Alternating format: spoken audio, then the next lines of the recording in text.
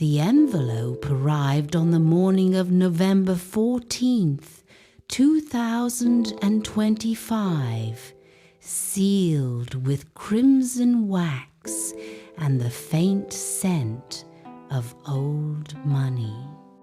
My name, Elara Voss, was typed in perfect serif across the front. No return address, only a single line beneath. Open by midnight, or the fortune dissolves into charity. I laughed at first. A prank? Some TikTok stunt? But the paper inside was heavy linen, watermarked with the crest of a bank I'd only ever seen in movies. The letter was handwritten, ink still faintly wet, as though the author had pressed the pen too hard. Dearest Elara, by the time you read this, I will be gone from the city, perhaps from the world. I have no heirs who deserve what I built, no children who did not trade my name for their own ambition. You are the exception. You are my daughter.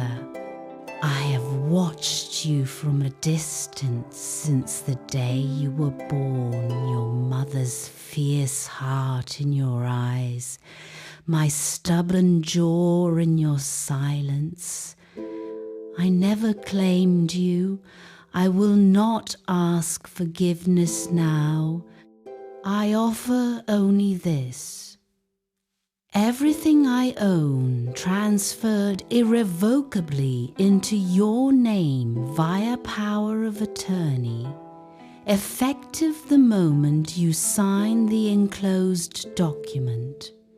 The banks, the estates, the patents, the island's $30 billion of legacy, and the weight of it. But there is a condition. You must want it, not for greed, not for glory, for the story only you can finish. Open the second envelope at midnight if you accept. Burn the first if you refuse. Either way, by dawn, the choice is sealed. Your father, Cassian Vale. I didn't cry. I should have. Instead, I felt the floor tilt, like the apartment had become a ship and someone had just cut the anchor. Chapter 1. The Weight of a Name. The second envelope was thicker. Inside, a brass key, a photograph, and a single plane ticket to a place called Isla de la Ceniza Ash Island, departing in 6 hours. The photograph was of a girl, maybe 7, standing beside a man whose face was half-shadowed by a wide-brimmed hat. The girl wore a scowl and a dress 2 sizes too big. My dress, my scowl. The man's hand rested on my shoulder like he was afraid I'd bolt. I remembered that day. A stranger had shown up at the foster home with a Polaroid camera and a promise of ice cream. I'd gone because I was hungry. He'd vanished before the cones melted. Cassian Vale. The name had been a myth in tabloids. the reclusive titan who bought patents for fun, who owned half the cobalt mines in Congo, who once paid $1 billion to keep a single painting out of a museum because it belonged in the dark. And he was my father. Chapter 2. The island that wasn't on maps. The flight was private. A sleek jet with no logo. The pilot, a woman with a scar across her throat, said only, "Mr. Vale sends his regards and his apologies." We landed on a strip carved into volcanic rock. The island rose like a fist from the sea-black sand, emerald jungle, and a single mansion of glass and obsidian perched on the cliff. No roads, no other houses, just the house, the sky, and the sound of waves chewing the shore. A man waited on the tarmac, tall, silver-haired, wearing a linen suit the color of bone. He looked like Cassian's ghost. "You're late," he said. By 4 minutes. He hated tardiness. "You're not him," I said. "No, I'm the executor. Name's Reeve. I've run his life for 30 years. Now I run his death." He handed me a tablet. On it, a live feed of a hospital room. Cassian Vale lay hooked to machines, eyes closed, chest rising in shallow mechanical breaths.